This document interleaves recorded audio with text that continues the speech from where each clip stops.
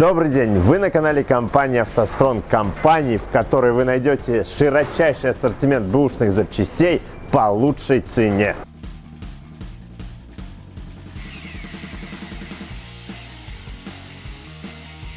И сегодня у нас особенный выпуск. Мы разберем мотор с нашей Е39 BMW проекта E-Bit Крашен. Мотор, который ездил по Беларуси. Мотор, который не выдержал динамометрических нагрузок. Итак, встречаем М52.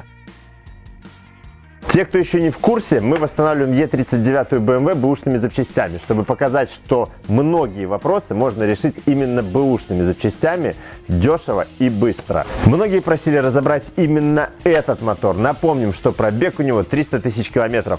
Те, кто не смотрел еще наш проект, срочно кликаем по ссылочке и смотрим.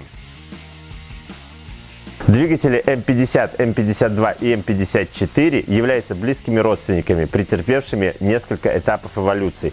Первыми из них был мотор М50, который начал выпускаться в 1989 году. И это был первый бензиновый двигатель BMW с пластиковым впускным коллектором. Следующий мотор был М52, который начали выпускать в 1995 году. Всем он запомнился некосиловым покрытием цилиндров. Двигатель М52 от двигателя М50 отличается алюминиевым блоком, который позволил сбросить двигателю аж 30 килограмм. Поначалу BMW не гильзовала этот алюминиевый блок, а применила инновационное некосиловое покрытие. К сожалению, не косил, подкосил сернистый бензин, который так часто встречался в 90-е годы. И после того, как BMW по гарантии поменяла тысячи моторов, в 1998 году они выпустили усовершенствованный М52 ТУ с гильзованным блоком. Ну что, заинтриговали мы вас?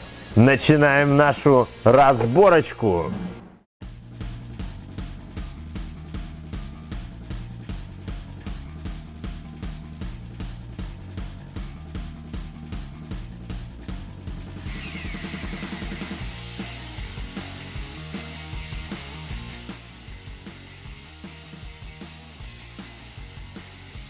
По состоянию свечей.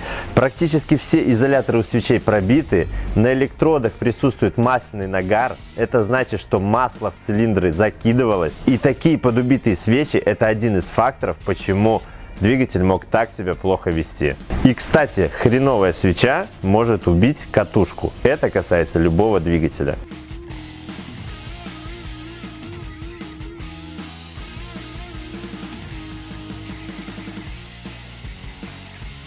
Та-дам! И здесь мы видим немалое количество закоксовавшегося масла. Годы берут свое. Далее обращаем внимание на рыжий налет в головке блока.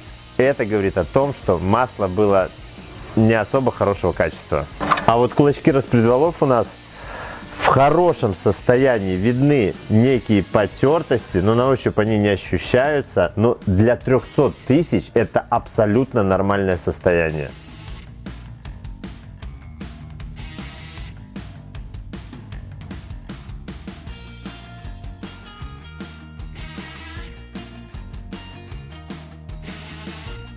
Это корпус масляного фильтра с теплообменником. Как мы уже рассказывали на М47 моторе, здесь есть прокладка, которая дубеет, либо изнашивается. И тогда масло может смешиваться с антифризом, либо наоборот. В стакане масляного фильтра есть пружинка противосливного клапана.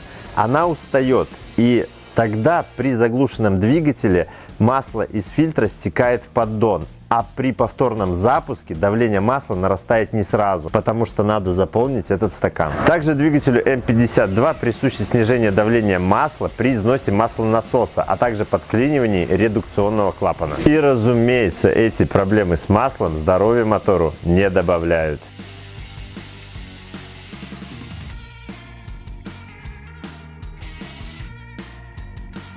На двигателях 52 ТУ появились фазовращатели, но они далеко не вечные. При выходе из строя они начинают тарахтеть на работающем двигателе. Также плавают обороты и теряется мощность. Но они ремонтопригодны. К ним есть недорогие ремкомплекты.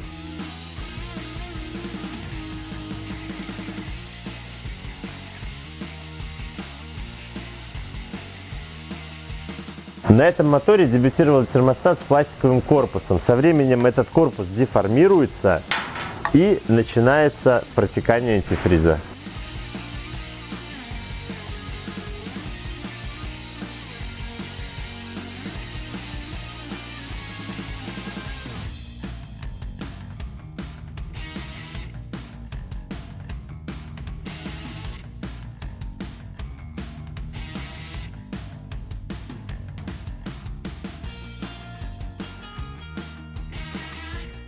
Цепь здесь нареканий не вызывает, но чтобы до нее добраться, двигатель надо подвергнуть, ну, очень глобальному разбору.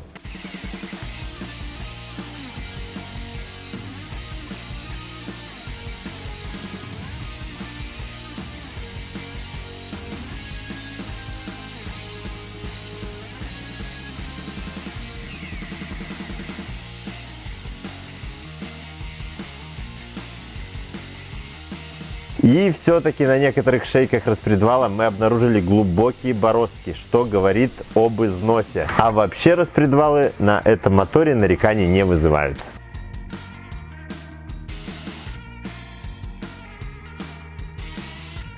Рокеров здесь нет, и кулачки распредвалов воздействуют на клапана через вот такие стаканчики-толкатели, где есть гидрокомпенсаторы. Они находятся вот в такой обойме, и на этой обойме мы видим четкие масляные отложения.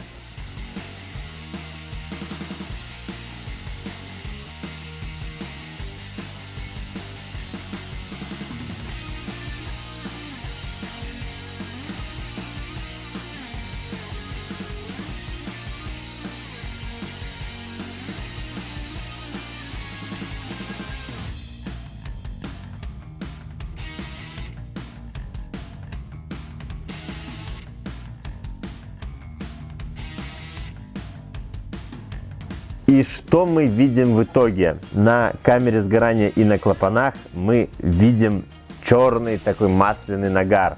На примыкании головки блока и выпускного коллектора мы тоже видим масляные отложения. Тот же самый черный нагар. И практически свежее, не сгоревшее масло мы видим в выпускных каналах. И это значит, что маслосъемные колпачки задубели и масло стекает по клапанам. Это типичная проблема этого мотора. И поэтому наша машина дымила. В этом моторе, если вы в усмерть его не перегреете, с хоном никаких проблем не будет. Так и на нашем моторе с хоном никаких проблем нет и нет намеков на задиры. Единственное, присутствует нагар на поршнях, но это не критично. Многие в комментариях писали, почему мы поменяли мотор из-за того, что он просто не заводился. Отвечаем: захотели – поменяли. А вообще цель проекта eBit Krashen является показать вам каждый узел автомобиля и как вы его можете улучшить с помощью БУ запчастей. Вот и все. А вообще захотим, поменяем мотор обратно. Вот и все.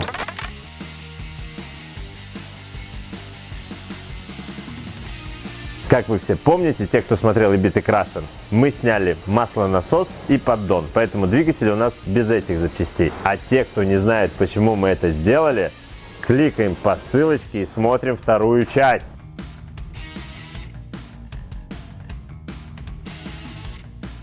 И еще раз посмотрите в картере на этот нездоровый рыжий цвет. Меняйте масло чаще и заливайте хорошее.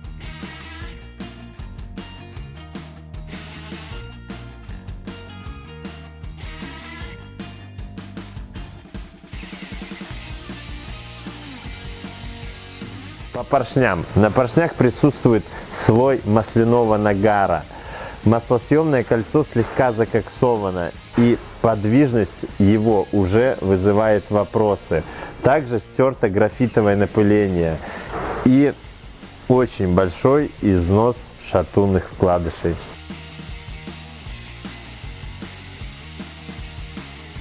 По износу коренных вкладышей можно сказать, что они немножко подгуляли. Обычно на этом моторе с ними ничего не случается.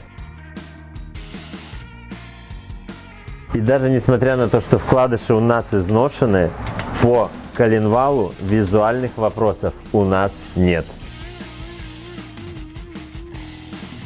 Разборка закончена, и мы сделали это. Мы разобрали мотор от нашей E39 BMW. И несмотря на то, что этот двигатель по спидометру, подчеркиваю, прошел 300 тысяч километров, он оказался в удовлетворительном состоянии. Мотор не завелся, и мы его поменяли. Поменяли для чего? Для того, чтобы разобрать его для вас. По данному двигателю, первое, маслосъемные колпачки пропускали масло, из-за этого двигатель дымил. Также у нас вызвали вопросы состояния всех поршневых колец.